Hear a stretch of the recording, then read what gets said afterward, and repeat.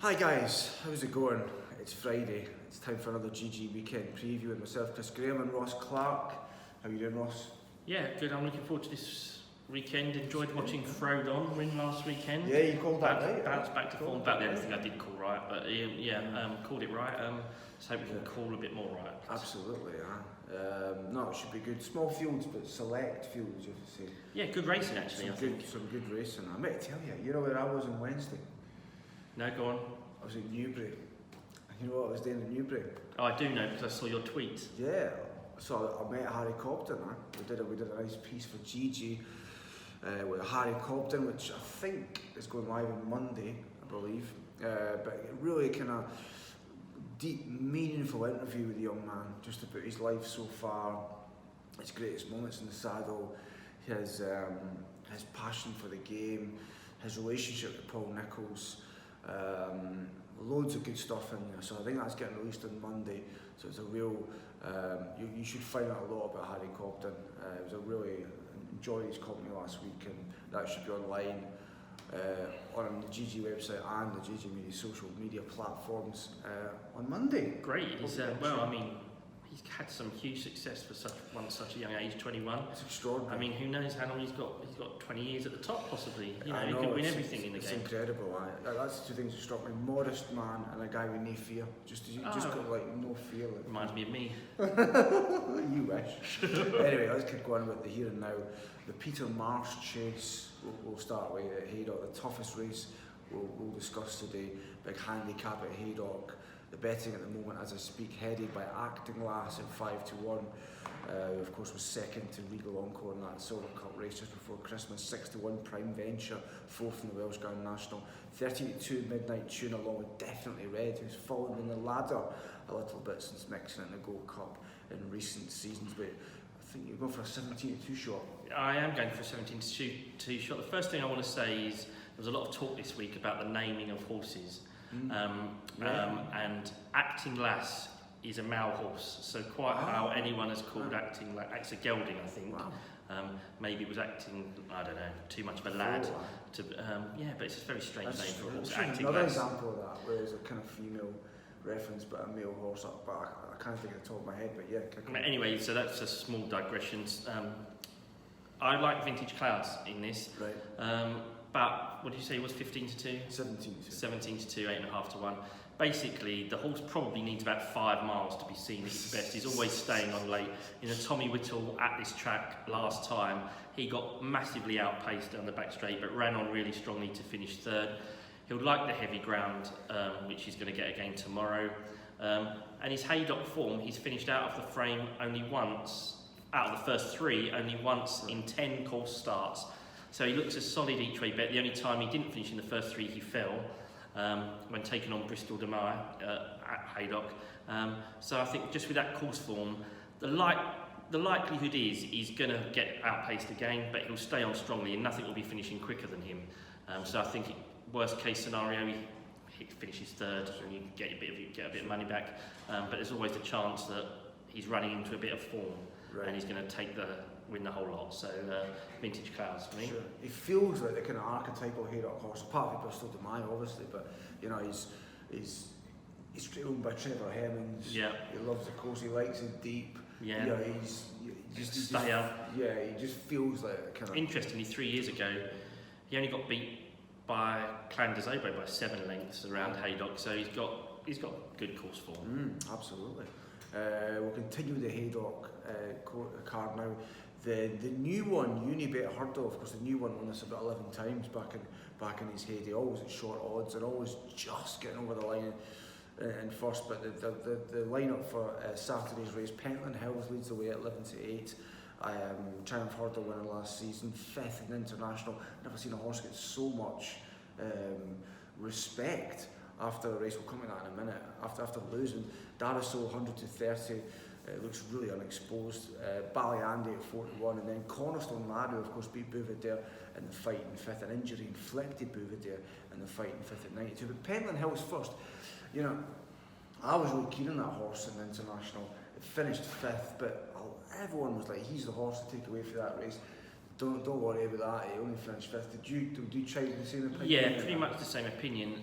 I found this race a really difficult one to solve because the betting is completely the opposite way around to the official ratings and who's best in the weights. So Pentland Hills is actually worse off at the weight than his favourite, and the highest rated horse is Cornerstone Lad, who's the outsider of the field here. So it's very difficult to solve, but I'm slightly worried about the finishing kick that Pentland Hills, or the lack of it that he showed at Cheltenham. He did look the winner jumping the last. I think he jumped it last in front, or just about in front, looked the likely winner, and then faded to absolutely nothing. Now, I'm willing to forgive that run, but fitness maybe taking its toll. First time on really soft ground. He'll obviously strip fitter today. So I think he's the most likely winner. I just struggled. Cornerstone Lad nicked the race against Bouverdere. Henry Brooks but kicked from the front from the start. Nicked 5 lengths there. Bouverdere had that hoof injury that sadly keeps him out. Darasso, as you say, unexposed. Last time out, he won Grade 2 on his first chase start in Ireland. He's coming back over hurdles. I find that strange because he looked to have the world at his feet over jumps. And then Ballyandy, he's probably going to take on Cornerstone for the lead because he stays further. I mean, going back to that Cheltenham race of Pentland Hills was about 4 lengths clear of Ballyandy, a couple of strides after the last fence, and Ballyandy powered back past him because Pentland Hills stopped. I'm going to give Pentland Hills another chance, but tough race. I won't be betting big on it. Question marks galore, isn't there? About all the contenders here. Fascinating race. The Champion Hurdle Trial at Haydock, and then on to the Clarence House Chase, traditionally the best race of the day, and this year's field pretty hot, you'd have to say. DEFI is the odds-on favourite with most bookmakers. If you open a new account with Betway, you can get that horse at 50 to 1, so fantastic new offer there for Betway for new customers. We'll put the T&Cs in the YouTube description of this video if you want to avail yourself of that excellent offer. Definitely saw 10 to 11 to win the race, 6 to 4 and so I think it's won this race twice already, and then Janica 12 to 1, Cape with 25 to 1, and Maracuja making up the field at 80 to 1. It feels like a 2-horse race, Ross, and when you think about Undersoul, just a neck behind Defi before Christmas there in the Tingle Creek, and now we're at a course where he's 2 to 2 at, and he's won this race before. Do you think he could turn over the younger horse here? I think the form will be turned around. So this time up, I am going to be backing Undersoul. Wow. Couple of reasons.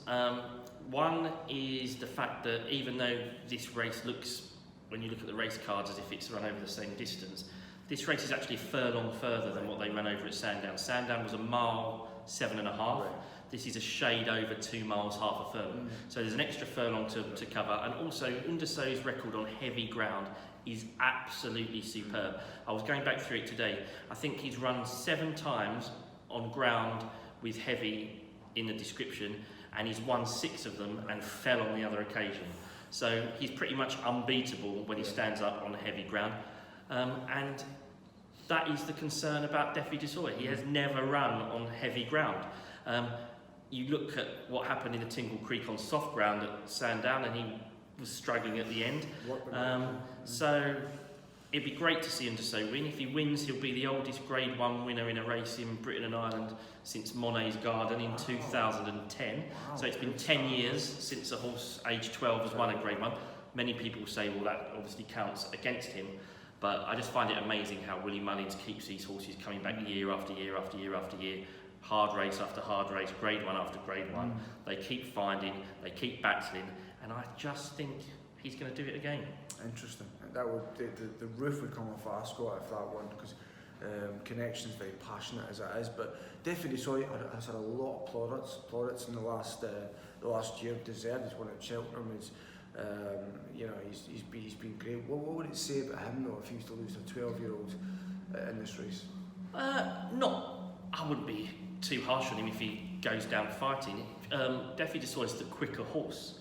You saw the way at the Tingle Creek how he came past Undersoul between the last 2 very easily, and looked as if he was going to go away and win pretty comfortably until the stamina kicked in and the soft ground kicked in. I mean, if he was to go down fighting against Underso here, I wouldn't necessarily harm his chances for Cheltenham. I mean, the likelihood is he's going to take on Altior. All of these are going to be taking on Altior again in the Champion Chase. If we see Altior again, he seems to be scratched from everything these days. But no, a defeat to Underso is not a negative. Right, and finally, you wouldn't be worried if you're GP McManus thinking, do we want to run our horse 8 weeks before Cheltenham in really heavy conditions? Would that be a concern, or have we got enough gap? Well, there is enough gap. Right. There is enough gap. I mean, you know, it wouldn't be the strangest thing in the world if they took him out because of heavy ground. But you know, he's won on soft. He's won a 2-mile Grade 1 Tingle Creek Chase on soft. Yeah. You can't really take him out because of heavy ground, I would have thought. So let's get the clash on and look forward to it. Absolutely, it should be a great day. Enjoy the racing tomorrow. Enjoy our Harry Cobden feature on Monday. So do check that out. But have a great weekend.